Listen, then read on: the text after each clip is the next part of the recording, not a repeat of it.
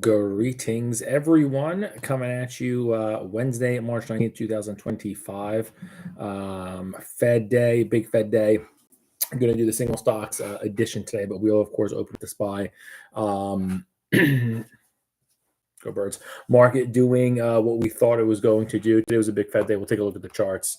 But first, let me share the doc. Thank you for joining. As you know, we do technical analysis on here and up markets, down markets, sideways markets. And yeah, thanks for joining. If you like what we hear here, if you like what you hear here, do subscribe, and yeah, we'll have more of it. And put tickers if you like in the chat. So today, like I said, we're going to focus on some single stocks, but we will, of course, like I said, look at the SPY chart. Boeing took off today, pun intended. We'll take a look at that chart. Boeing, Amphenol, and Shopify all up about 7% on Federal Reserve today. If you didn't catch the conference, really, they admitted that, there's bits of slow growth and put in the cards, basically, that there's very much likely 2 cuts left in the year, maybe one in September and then another one in Q4, somewhere later deeper there. And that's kind of what the market's expecting before it's been, maybe they cut one time in June and another one in the second half, and maybe we get another one. But market positively reacted today. Like I said, we'll take a look at the SPY chart. We'll preview this first, couple of preview of tickers. So Boeing up 7% today, Amphenol up 5.5%, Shopify up 8%. So I averaged them out, and hence the around 7%. Losers, we'll take a look at this GDS. This thing tanked down 14%. ADR, we'll see if it's in the Chinese markets. Gilead down 2.5%. We had this open in a pairs trade with a user submission, actually. It was long Gilead, short Johnson & Johnson. Take a look if this is just a speed bump. This has been hammered on the week as well, Gilead. And Intel down 7%, but this thing has been a monster, as you can tell here, the biggest of major kappa. My stock parameters are, they have to be liquid, more than 10 million on average. Shares traded, and a share price of at least $20, pretty much as my parameters. That lets us into these, stock entries, and 16.5% for up in Intel. Monster move. Strategy, amazing. You can just buy strategy now, not like a strategy, but ticker MSTR up 16%. A nice return there. We said Bitcoin was, finally going to get going. It's gotten a little bit to the tune of 16% through the proxy that is MSTR, and then the airline of Southwest, a big week up 11.5% after they said they're going to, charge for bags. And then the losers, Reddit, a past superstar. I'll take a look. This thing has been hammered this week, down 16%. Trade Desk, an old superstar as well, down 8%. And then Meta, again, superstar, down 5.5%. So that tells me a little bit of perhaps you're getting a discount here. Best trades of the week: long Intel, long MicroStrategy, short Reddit. If you did that, you absolutely are crushing this past week. But first off, so let me get into the intraday. We'll see what happened when Jerome Powell spoke. He spoke. But real fast, more single stock, big movers. Tesla, 4.7%. This thing's been in the dumps and still looks bad, in my opinion. Doesn't mean it's not going to rally, but there are definitely better names you could be in that. Palantir up 2.5%. One of those better names I'm just talking about are for sure superstar. Broadcom up 3.5%. That is nice. That stock's been doing well, hanging in there. One of the better ones. Netflix up 3.1%. That is a flock to quality. That is one of the better stocks as well. MicroStrategy, we just aforementioned. We'll take a deeper dive. Look at that chart. And that's kind of it. Intel, big give back today, down 7%. We'll take a look at it. So here is the intraday chart. We began right here. As you know, is typically the custom before the Fed day. Pretty much nothing happens. They just wait. We actually had some people, including the old JP Morgan strategist, Mark Kalanovic, was surprised that there's actually a vol crush going into Fed day. Usually doesn't happen. I really think these Fed meetings are going to be nothing ho-hum for the next 6 months, like 3 months for sure. I think they're going to have more of the tune that you heard today. So basically nothing happened until 2 o'clock. The price we had on the market going into the meeting was 564.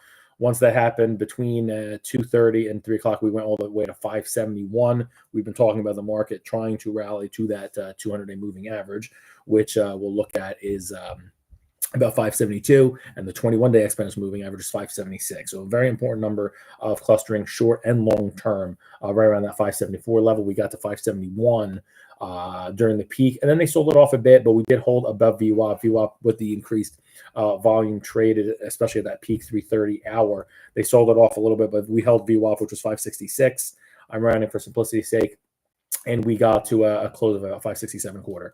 So as I zoom out, pretty much similar story to what we had a couple of days ago, and we'll have more on the ETF edition on Friday. It's still no baby, just hanging in there.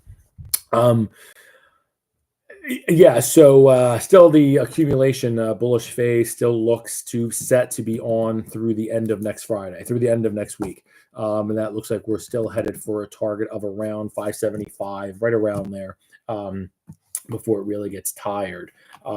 So again, right here is a 200-day moving average. It's 573. We're adding about 20 cents a day or so. Today is Wednesday. You're getting closer to the 200-day moving average, of course, right?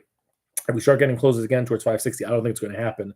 But you would, if you see the 200-day start to flatten and then start to decelerate. I don't think that's going to happen because of like I said, through next Friday. I think we're going to get to that 576 mark. As we said before, this is going to be an ugly moment for the markets in time, this March 10th through whenever we do recover. I think it happens.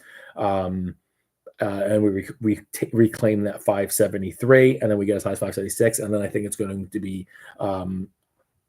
a little bit of mean reversion, and potentially we go down towards that 570. It's above and below this 200-day, which is really a lot of frustration, especially when you have other markets taking off. So if that happens, not a fun place to be, but it's a start. Hopefully we start to recover and start moving towards that 580. But I do think we have some more bullishness. Markets still look not great recently.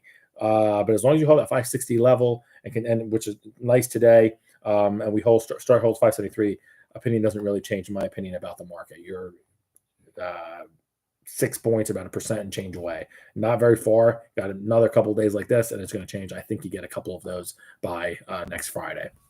And then when the sell-off happens, then after that, people may reverse course, but we'll see.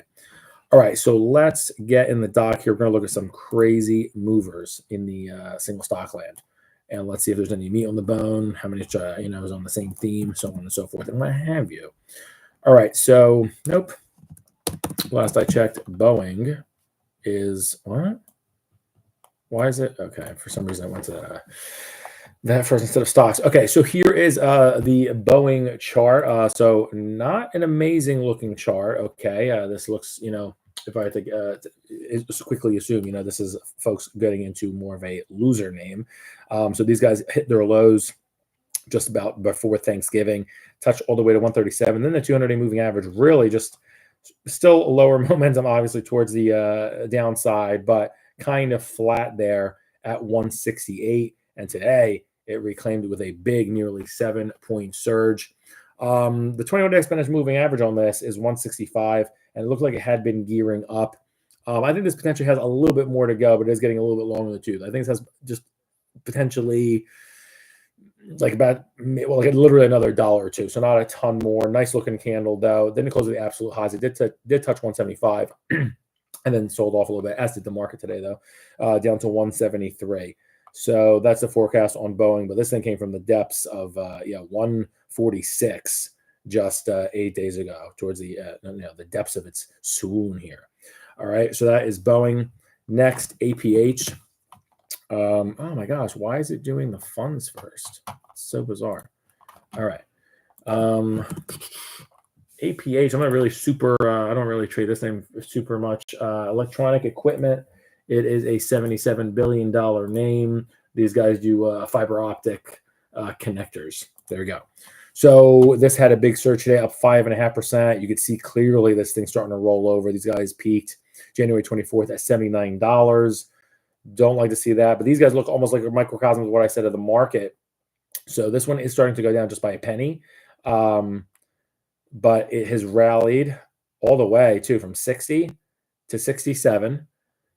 And then I think it has a little bit more to go. Potentially, this is similar to the other Boeing story. Actually, it looks like the chart rather. I think it potentially has like maybe $68, something like that. Nice looking chart. So in terms short term, and then it goes above that to towards $68, holds its 200 moving average, and starts to flatten. So these stocks look frustrating, in the near term.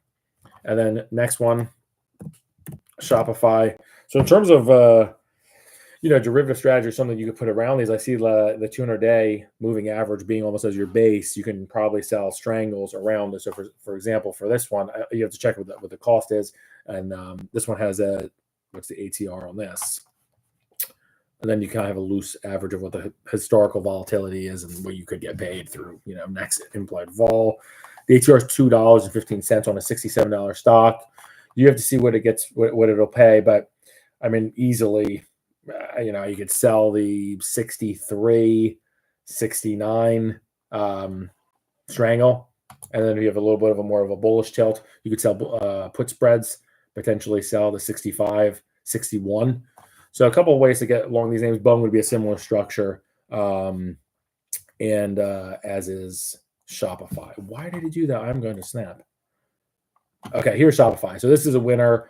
Very few closes under its 200-day moving average. You have to go back to September for this thing, so before the election and everything. So almost it seems like a different couple of regimes ago, as we cranked into new highs. These guys hit highs similar. This one times up with the market. This one hit 129 and has gone straight down essentially all the way to 90. Never touched a still rising 200 moving average. Really didn't even get oversold. Technically did on fine. March 10th, it did hit at 29.8, and then at last I checked, that is under 30. So it did get oversold there. And then after that, no. So a nice surge here in terms of short-term forecasts. These all have risen quite a bit off the lows a week ago. This one I like more. Obviously, this is more in the tech sector, and this has, IT services, what they call it. But this has a tech tilt different from Boeing, and these guys have been left with the bathwater in terms of the inclusion of that. These guys, I think, in terms of that, have more to go. I think this probably has more to go to like 110 before it hits resistance, where you get back to those February lows, and then I think it starts to get a little bit more wayward.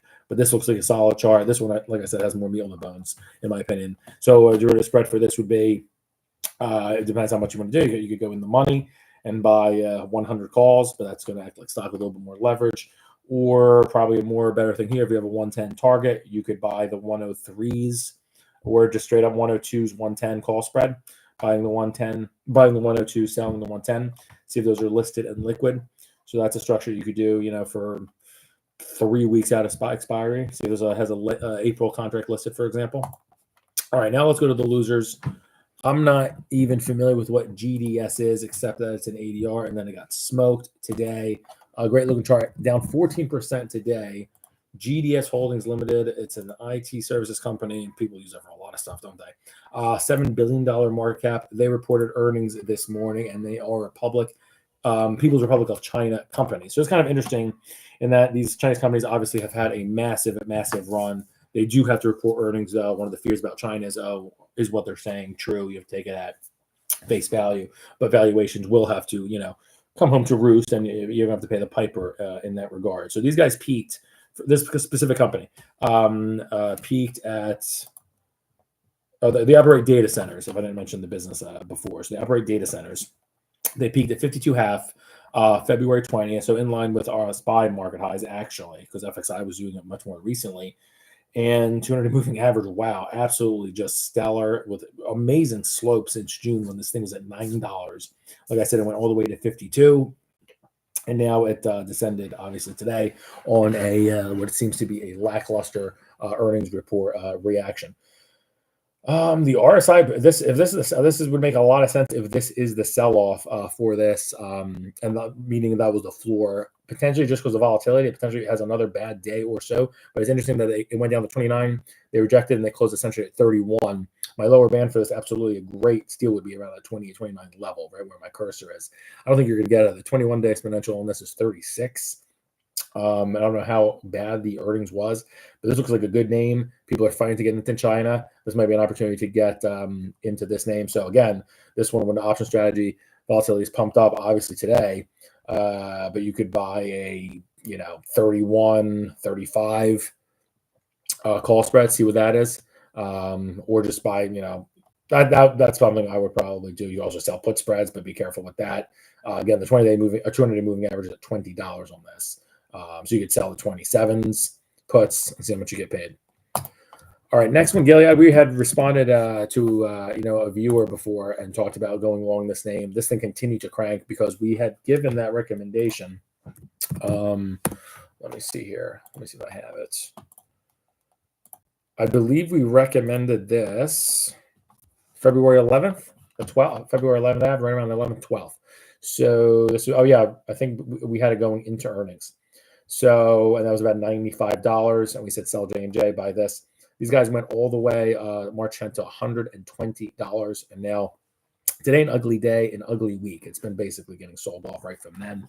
I think this is going to base here, similar to what I said in the last chart, kind of a steal to get that GDS at that $28 level. This I don't think is going under 106. Oops, that box has to move. Right here, I don't think it's going under 106. So this is really great. 106 coincides with those mid-February lows.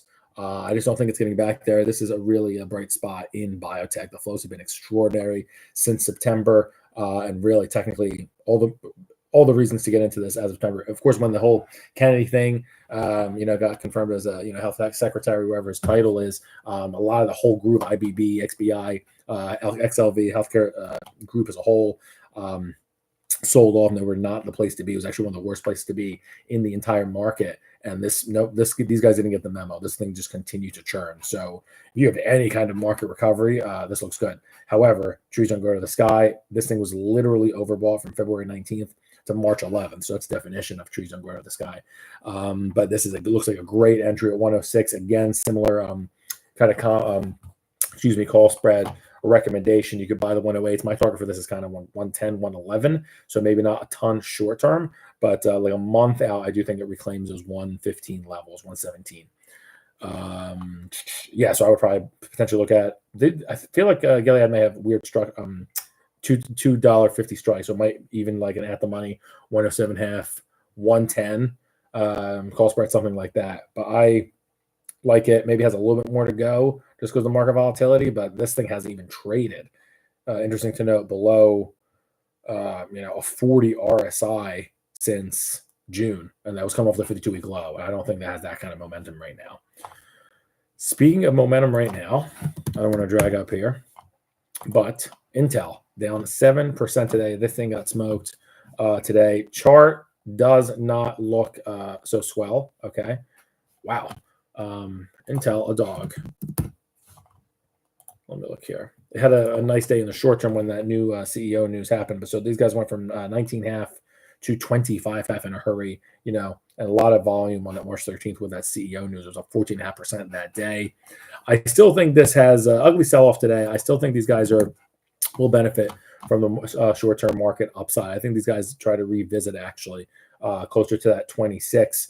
The good news is, the bad news is the 200 moving average is still going lower, but I think these guys have another push higher, and then it makes that 200-day moving average start to stabilize, and potentially this could have one of those. It's a loser, but it starts to get investors going into a losing story. But this is a tough-looking chart. It could be basing here around this 24 level before it tries to go to 31, but it's a tough space. It's in semis, and that has not been flocked to right now. So I don't want to go in a weak name in a former superstar that's getting kicked. Okay, top three gainers of the past 5 days. No repeating charts, but I will emphasize. So that Intel that is down 7% today is your top gainer of the past week, up 16.5% or average of 3% per day. So absolutely rip roaring, ascent. And if you go from the market lows, and also coincides with the Intel lows on March 11th, just 8 days ago, that was 1929. Not a great year. And we went from $19 all the way to $26. And that's just absolutely extraordinary. So what would I do for this? You can do kind of a couple things. I think this definitely has a ceiling on it, in my opinion. So you could sell 27 calls. Obviously, they're a little bit cheaper today. But in terms of volatility pickup in here, if you're still bullish the name, it's a little bit gutsy, but you could probably, you could maybe sell 22, 23 puts, see what that gets you. I do think that 200-day moving average at 24 holds. So you could base some things around that. All right, so that was the biggest gainer on the week, okay? Next biggest gainer on the week, MicroStrategies. We'll use as a proxy for right now for Bitcoin strategy. Not MicroStrategy. It's MacroStrategy, but they even call it just strategy. You can buy strategy. Ticker MSTR. So these guys peaked Thanksgiving week at $543. And look at this, picture perfect. 200 moving average. It dips, it slices it on February 28th. Closes above it though, and again, this isn't Bitcoin, so it's not 24 hours. So this does have a close that you can even more properly form. Some people, say the charting because Bitcoin 24-hour market, although it's 24H, 24H. That's a close. You got to have a candle. So again, this thing held beautifully at its 200-day moving average of $240, and now it's going from 240 all the way to 303 in a short time frame there, up 16%, just as much, pretty much, as Intel in the past 5 days, and this was up 7% today. So, one sec, un momento, por favor. So the bad news is this may have a little bit more to go. When I say a little bit more to go, I'm talking like I think this might be it.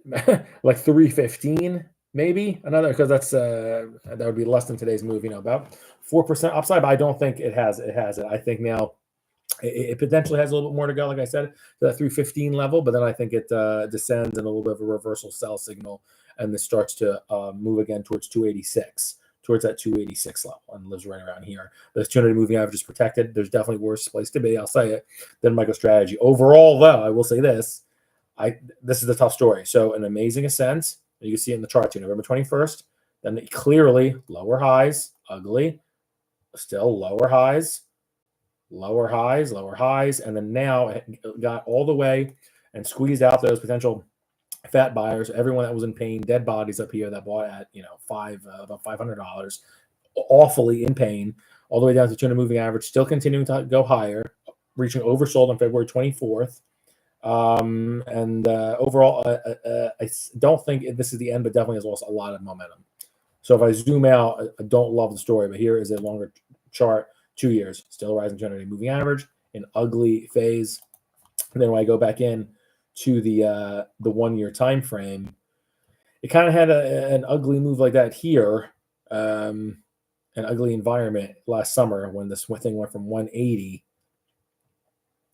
all the way to about 170, and then it recovered to new highs. So I'm still long this name, and obviously it's correlated with Bitcoin, and I'm long Bitcoin, and I think you should be too. All right, next I'm going to quicken this up. Southwest Airlines, use your third biggest winner. This thing is up 11.5% in the past 5 days, up 3.7 today. So these guys peaked December 5th at 36. Look at the 200-day moving average, very important level for this pretty much all year, especially right after the 52-week lows on Yen-Mageddon. It hit 23.5 for the stock. And that very important number of the 200-day moving average, very nice and simple, $30 even.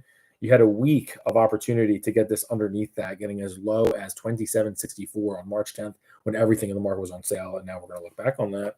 But that's what we said, I think, that week or that day. We said everyone wants to beat the index, but nobody want to buy the dip. So we'll say, again, and opinions aren't really going to change on the market until we have successful consecutive closes of all 573. So no, parading around, anything like that. In terms of this, I think this has just a little bit smaller, potentially upside, potentially that max 34 level, but this has gone an extraordinary amount from $28 to 33 in 8 days. So that's a monster move. And I still think a bullish name after this bullish accumulation phase ends for it. I think a descent towards $31, a mean reversion there seems very, very likely, which coincides with the January lows as well, kind of like the resistance we faced from February to early March. All right, next, Reddit, your biggest loser on the week in stocks, down 16%, flat today. So this is kind of similar to what we just said about MicroStrategy. So these guys peaked in February 10th at $230, nothing but down. It hit 108, nice red 200-day moving average. If you recall, this is a not so old IPO. Don't tell me technical analysis doesn't mean anything. This is going right to the limit. So today, it actually is. So the 200-day moving average is 110.30. It closed at 110.30. So you are getting this, almost face value, or how they say in fixed income land, at par, essentially. Again, these stories don't look so gray as I look here in terms of the smaller time frame. I thought this might have a little bit more juice, honestly, to get as high as 140 on the rally. It got to 142, and then it couldn't hold it and went a lot lower. I'd like to see, like the Southwest Airlines is now having a very sharp 8-day rally and holding it. This not so much. It had a lot of give back, and it's flat this week. An ugly week, down about 3% per day from those highs here. Short-term highs at 139. So disappointing to see that. I think 110. I do think, again, the 200-day moving average holds for it, and it'll oscillate between that 110 and sadly less than 140. I thought it had a little bit more juice, but this name is weak, and it has been weak since mid-February. Just sub 50 RSI trading, hit the absolute floor where it had to recover, where it had to get it dubbed. It did, and now this looks like a frustrating space short term. Next, Trade Desk. This thing's getting a beat down half as much as Reddit, though, down 8% on the week. So these guys peaked in the month of December. As you can see, a nice rise and steady 200-day moving average. Yeah, Mageddon, no exception for Trade Desk. You know, these guys are, if you recall, this was a tech company. This was a massive trade a couple of years ago. It was $26 billion company. These guys peaked in December at 141. And then this horrible earnings reaction just changed the course of the company. This is why you really always have to be careful with, protecting your positions going into earnings. Rising 200-day moving average, an ugly earnings report took the stock from $120 to $82 overnight, and it's oversold, and it's been oversold since. We're now going on 5 weeks of Trade Desk undersold to 52-week low yesterday. So, wow, literally dead cat bounce today, up 3%. Today. This thing's got absolutely smoked. Just 8% in the last week. So, wow. You don't see that every day. What the heck happened in the earnings? They beat by 2 cents, so I'm guessing they got it down massively, but yikes. This looks like it doesn't have enough juice to get to that, $65 level. I think it's going to try and squeak there over the next week or so. It's not going to be easy. I think it's going to try to target $65 over a couple of weeks, but it's not going to be easy. That's a monster move, and this thing is still oversold. Avoid this. All right, Meta. This is a superstar. Nothing. Look at this. This is the opposite performance. Overbought for weeks. These guys peaked February 14th. We all know Meta. They waste a lot of our time. Waste my time. They peaked on Valentine's Day when I was at the Eagles Day Super Bowl parade. They do not waste my time, champs. These guys hit $741 on Valentine's Day, and now, just straight down. This didn't get quite to 200-day moving average. We looked at the other names. Reddit's having a tough time. It looks like it's starting to flatten.